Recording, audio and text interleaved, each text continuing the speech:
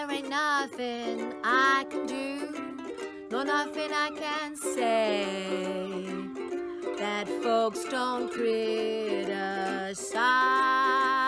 me. But I'm gonna do just what I want to anyway. I don't care if they all despise me. If I should take a notion to jump into the ocean, 'tain't nobody's business if I do. And if I go to church on Sunday, then sing the shimmy down on Monday, 'tain't nobody's business if I do. And if my friend ain't got no money, and I say take all of mine, honey, 'tain't nobody's business if I do. Do, do, do, do. And if I dance for liberty, and I invite just my sisters and me, 'tain't nobody's business if I do. Sing it at home, 'tain't nobody's business if we do. Yeah, one more time, 'tain't nobody's business if we do. Hello, welcome back to the second season of the Salon de la Vie. Coming to you not from the lockdown library this time, but from the secret garden. So you may very well hear wood pigeons and seagulls. I'm very excited to be outside, so everything's happening out here. I'm very excited as well to be presenting you with a little salon about one of my favourite singers ever.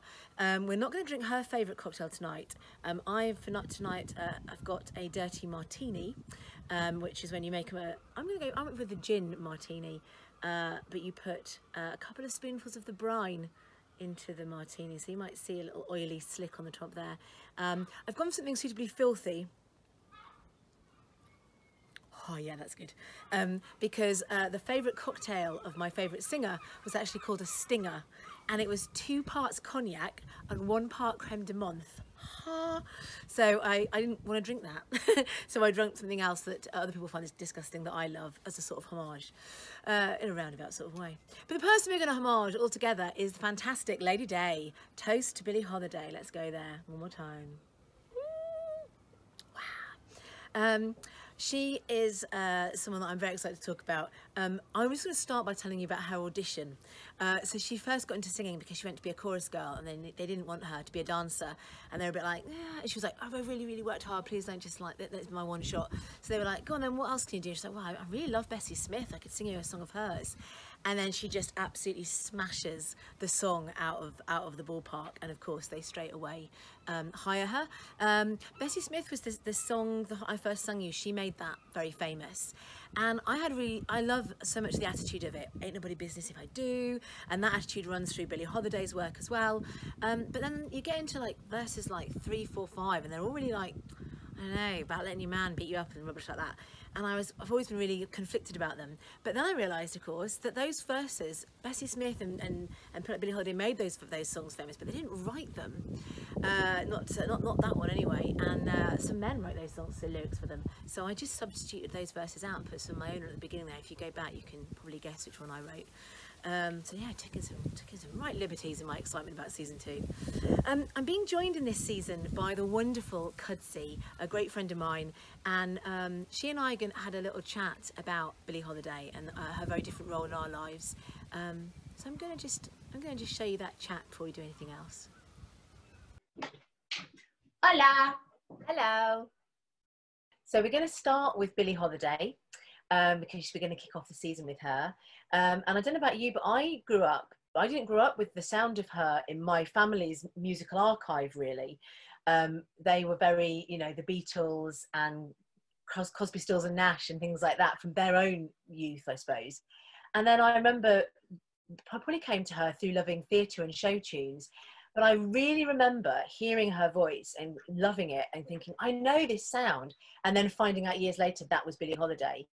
And so like there's something like the iconicness of that voice seemed to go through through life somehow, without me knowing exactly where or from who I would ever have heard it. Were you aware of her, you know, growing up, or how does she enter your life? Well, strangely enough, I didn't grow up in a particularly musical household. I think it was because I was away at school a lot, but my granny didn't play a lot of music, and neither did my mother when I moved to London. So for me, like, music overall was like a very late discovery. But I think it started with having watched The Colour Purple, which has got nothing to do with Billie Holiday. But I just really, really loved the film. And then it set me off on a sort of like trajectory of just like finding all these people from around that time, or people who came after, because actually Colour Purple is very, very early 1900s. And that's how I came across her and came across people like Ella Fitzgerald and Louis Armstrong. And then I went to my grandmother, funny enough, and I was like, oh my God, you'll never believe you'll love this. And she was like, oh yeah, I know all those people. So yeah, there was never music really playing in the house, but I then had a sort of late life bonding with my lovely, lovely granny, who's a massive, massive fan of all of these people. So maybe it just wasn't a particularly musical time in her life, but she's a big, big music fan. And yeah, Billie Holiday is definitely one that's on the keeps being played. Yeah, that's really interesting, isn't it? Because I think I knew a lot more about Billie Holiday before I really connected her voice and her sound with who she was. And I think there's a real risk of that, isn't there? With particularly with women, like I think I had a lot of associations with her, the tragic story, you know, and her terrible choices in men and stuff like this. And you're like, this is. I think it comes up a lot for, like, you know, you look at even more recently things like, you know, when Britney Spears had her sort of meltdown. At the same time, and the press are going on about, you know, what a terrible mother she is and all that. But, you know, you've got people like Baby Shambles, who was a huge star at the same time and a father, and having exactly the same set of meltdowns. And that's not how anyone remembers that men. You don't look at Jim Morrison and go, oh, well, you know, all that heroin and you know, first off, what you hear is Amazing Doors songs, and you connect with the way they transformed music or played the music of a generation, which is exactly what she was doing. But somehow we put the cart before the horse when it's a woman, her behaviour or her story before her art and her craft.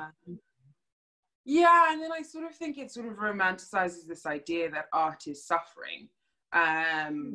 When in fact, I think when people like try and be as healthy as they can be, whatever that means for them, that's usually when they're actually most creative freely. But yeah, no, I mean, after hearing the stories of Billie Holiday and Etta James and people like that, I remember for the longest time, that was very dramatic, but when I would try and write, I'd have to think I'd have to be pissed to write, because I was like, oh, you'll never, I thought I'd never make anything remotely decent if I was sober, because that is how much the story had infiltrated my mind. And then I think I watched some really, really, I have no idea if it was good or bad, it was just completely insane, story of like Hunter S. Thompson, and then later like a film was made with Johnny Depp, and the glorification of all of the insanity and the drugs and just, quite frankly, appalling behavior. Yeah, just made me feel like that glorify that whole that whole journey they have into Las Vegas in that film glorifies it, doesn't it? Whereas we use it to diminish the achievement of the holiday, which is really interesting. So that was the lovely Kudzi, and she's going to be working with me for this whole season as we explore lots of different amazing women, giving us her perspective on them, and also giving performances of their work, and work that I feel like we both feel like speaks of those women's experiences. So looking forward to seeing much more of her. You're also meeting Gilbert. I've got completely guest crazed. I thought I'd introduce you to him, because another little bonus thing that I found out about Billie Holiday when I was working at this salon is that she was a massive fan of dogs and adopted many dogs, every size, from like massive boxers down to tiny chihuahuas. She just adopted any dog that needed her, and was well known for it. So I thought that my little guy could get a little guest spot based on that, really. But I think it's really important to remember that she absolutely changed the face of music. And we touched on that in our conversation, Kudzi and I. But I just wanted to give you like a taster of the kind of smarts that she had when it came to making her songs, because we started with a song that she helped to make famous, but there's also songs that she wrote herself, and the one I'm going to play you next is a song that she wrote when her partner came home with lipstick on his collar, and it's just a very moving exploration of that moment in her life, I think. Obviously can't hold a dog and play ukulele, so I'm going to release him. Bye, Gilbert. He knew there was no more treats to be had sitting on my knee there. So this is a song by Billie Holiday. Hush now, don't explain. There ain't nothing to gain. I'm glad that you're back. Don't explain.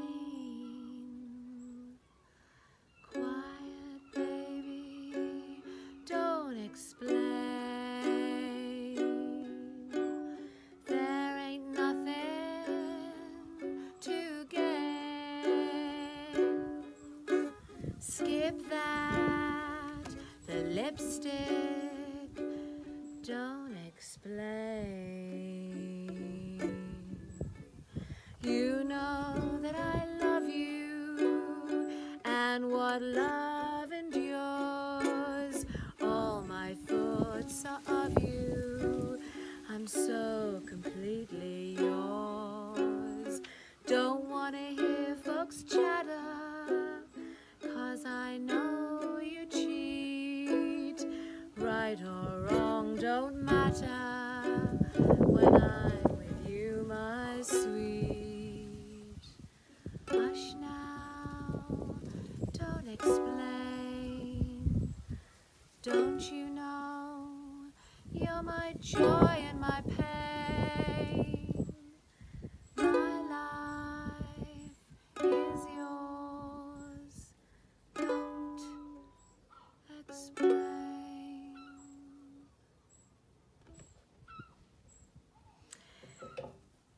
The other amazing thing about her, of course, there's so many and we don't have that long, but an amazing thing about her is the time that she's working. We're going to finish tonight. I'm going to read you a story and then we're going to finish with a song that she made really famous called Strange Fruit. I'll tell you more about that in a moment. But she's taking this, it's one of the first really mainstream, almost pop songs in terms of the scale of its hit and the mainstream impact that it had. It's one of the first songs that was really tackling the huge issue of racism and racial lynchings. And she was incredibly brave singing it her whole life to mixed audiences, quite often in clubs and venues where she couldn't actually walk in with her band. She couldn't go into the same entrance as her audience. She had her own colours only dressing room.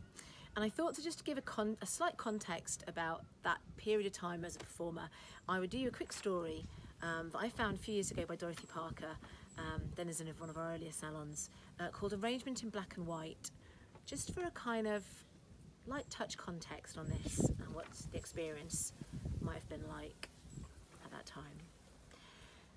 The woman with the pink velvet poppies twined round the assisted gold of her hair traversed the crowded room at an interesting gait, combining a skip with a sidle, and clutched the arm of her host. "Now I got you," she said. "Now you can't get away." "Oh, well, hello," said her host. "Well, how are you?" "Oh, I'm finely, just simply finely. Listen, I want you to do me the most terrible favour. Will you please?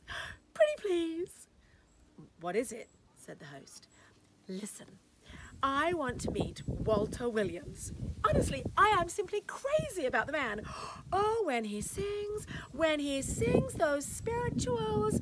Well, I said to Burton, it's a good thing for you that Walter Williams is coloured, or you'd have lots of reasons to be jealous. I would really love to meet him. I'd like to tell him I've heard him sing. Will you be an angel and introduce me?" "Why, certainly," said the host. "I thought you'd met him. The party's for him. Where is he, anyway?" "Well, he's over there by that bookcase. Let's wait till those people get through talking with him." "Well, I think you're simply marvellous, giving him this perfectly marvellous party and having him meet all these white people."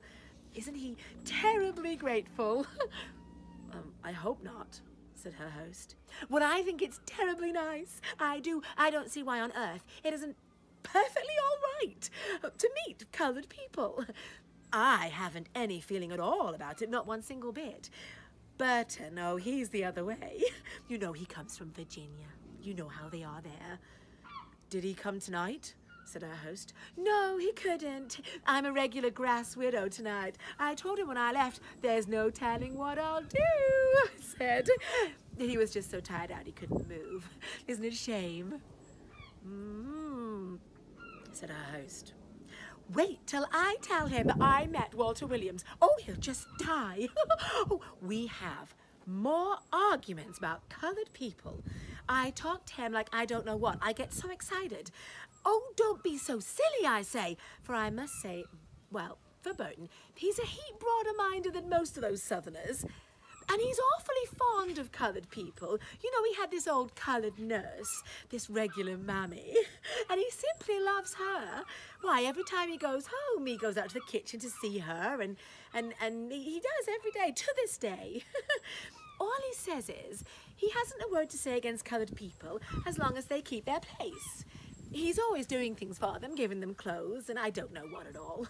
The only thing is, he says, is he wouldn't sit down at table with one for $1 million. And I say to him, oh, you make me sick, talking like that. I'm just terrible to him, aren't I? Aren't I terrible? Oh, no, no, no, no, no, no, no, said her host. I know I am. Poor Burton. Now me, I don't feel that way at all. I haven't the slightest feeling about coloured people. Why, I'm just crazy about some of them. They're just like children, aren't they? Just as easygoing and always singing and laughing and everything. And aren't they the happiest things you ever saw in your life? Honestly, it makes me laugh just to hear them. Oh, I like them, I really do. Well, now listen, I've had this coloured laundress and I've had her for years and I'm devoted to her. She's really a character. And I want to tell you, I think of her as a friend. That's the way I think of her. As I said to Burton, well, for heaven's sake, we're all human beings, aren't we? Yes, said our host, yes indeed. Now, this Walter Williams, I think a man like that, I think of him as an artist. I do. I think he deserves an awful lot of credit.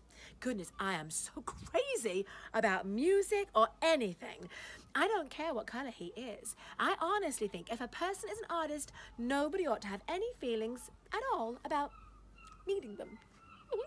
That's absolutely what I say to Burton. Do you think I'm right? Yes, said our host. Oh, yes. But that's the way I feel. I just can't understand people being narrow-minded. Why, I absolutely think it's a privilege to meet a man like Walter Williams. I do. I haven't any feeling at all. Well, my goodness, the Lord made him, didn't he? Same as he made any of us. Surely, said our host. Yes, indeed. But that's what I say. And I get so furious when people are narrow-minded about coloured people. It's just, it's all I can do not to say something. Of course, I do admit, when you get a bad coloured man, well, they're simply terrible. But as I said to Burton, there are some bad white people too, aren't there? I guess there are, said our host. Well, I'd be really glad to have a man like Walter Williams come to my house and sing for us sometime. Of course, I couldn't ask him on account of Burton, but I wouldn't have any feeling about it. Oh, can't he sing? Isn't it marvellous the way they all have music in them? It just seems right in them. Come on, let's go over and talk to him. Oh, listen, what do I do when I'm introduced? Ought I to shake hands or what? Why, you do whatever you want, said our host. Well, I guess maybe I better. 'Cause I wouldn't for the world want him to think I had any feeling. I think I better just shake hands just the way I would do with anybody else. That's just exactly what I'll do. They reached the tall young Negro standing by the bookcase. The host performed the introductions. Walter Williams bowed. How do you do, he said. The woman with the pink velvet poppies extended her hand at the length of her arm and held it for all the world to see until Walter took it, shook it, and gave it back to her. How do you do, Mr. Williams? Well, how do you do? I've just been saying, I enjoy your singing so awfully much. I've been to your concerts. Oh, and we have you on the phonograph and everything. Oh, I just enjoy it. She spoke with great distinction, moving her lips meticulously. Well, I'm so glad. And I'm simply crazy about that water boy thing you sing. Honestly, I can't get it out of my head. I have my husband nearly crazy, the way I go around humming it all the time. Oh, he looks just as black as the ace of... Well, tell me, where on earth do you get those songs of yours? How did you get hold of them? Why, there are many different. I should think you love singing them. Those should be more fun, those darling old spirituals. Oh, I just love them. Well, what are you doing now? Are you keeping up with your singing? Why, do you have another concert sometime? I'm having one on the 16th of this month. Well, I'll be there. Well, I'll be there if I possibly can. You can count on me. Goodness, there's a whole raft of people to talk to. You're a regular guest of honor. Oh, who's that girl in white? Now, I've seen her someplace. That's Catherine Burke. Oh, good heavens, is that Catherine Burke? Oh, well, she looks entirely different off stage. Do you know, I thought she was much better looking. I had no idea she was so terribly dark. Why, she looks almost like a... Oh, I think she's a wonderful actress. Don't you think she's a wonderful actress, Mr. Williams? Oh, I think she's marvellous. Don't you, Mr. Williams? Yes, I do. Oh, me too, just wonderful. Well, goodness, we must give someone else a chance to talk to the guest of honor. Now, don't forget, Mr. Williams, I'm going to be at that concert if I possibly can. I'll be there applauding like anything. And if I can't come, I'm going to tell everyone I know to go. Anyway, don't you forget. I won't. Thank you so much. Oh, my dear. I nearly died. I give you my word, I nearly passed away. Did you hear that terrible break I made?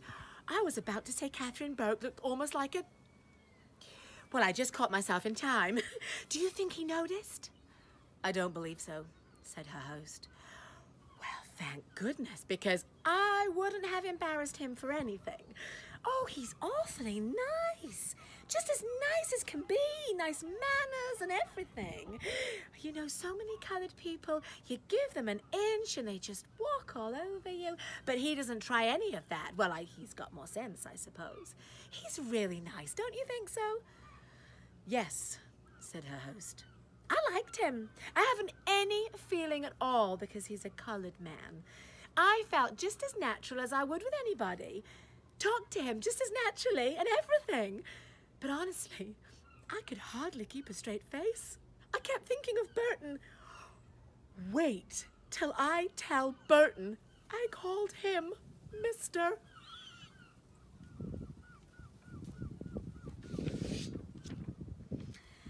Thank you so much for being part of the Salon tonight. It's been really interesting to talk to you about all this and share this with you. I want to do a quick plug. We've got an amazing event coming up on the 19th of September. As you know, a lot of our other SRG work has been very focused on Greenham, and we've been collating some amazing material about Greenham women and what they're doing now, as well as the things they did back in the day. And we're going to do a sharing of that before it goes live into our online exhibition. And we'd love you to come along. Tickets are going to go on sale very soon. It's going to be a lovely evening. Really wide variety of stuff, and I just encourage you to keep an eye out for it, and join us if you can. Look at the different work that's been produced by artists responding to Greenham and by Greenham women artists themselves. I think it should be a lovely night. I'm going to leave you now with the song Strange Fruit. We obviously didn't feel like anyone could sing it after Billie Holiday, really. So the wonderful TJ Holmes has done an arrangement on the cello, and the marvellous Kudzi, who we spoke to earlier and who you'll see a lot more of in the next salons, has done a speaking kind of rendition, a poem of it, if you like, over the top. I'll leave you with that and this remarkable piece of art that Billie Holiday, so remarkable an artist, made so famous for the whole of her career and the legacy that she leaves with us now. Thank you very much. Have a lovely evening. To Lady Day.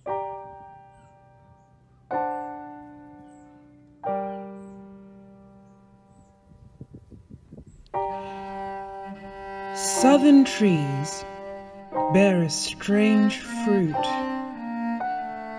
Blood on the leaves and blood at the root. Black bodies swinging in the southern breeze. Strange fruit hanging from the poplar trees.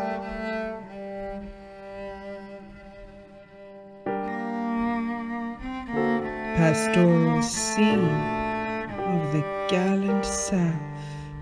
The bulging eyes and the twisted mouth. Scent of magnolias, sweet and fresh. Then the sudden smell of burning flesh. Here is a fruit for the crows to pluck, for the rain to gather, for the wind to suck, for the sun to rot, for the tree to drop.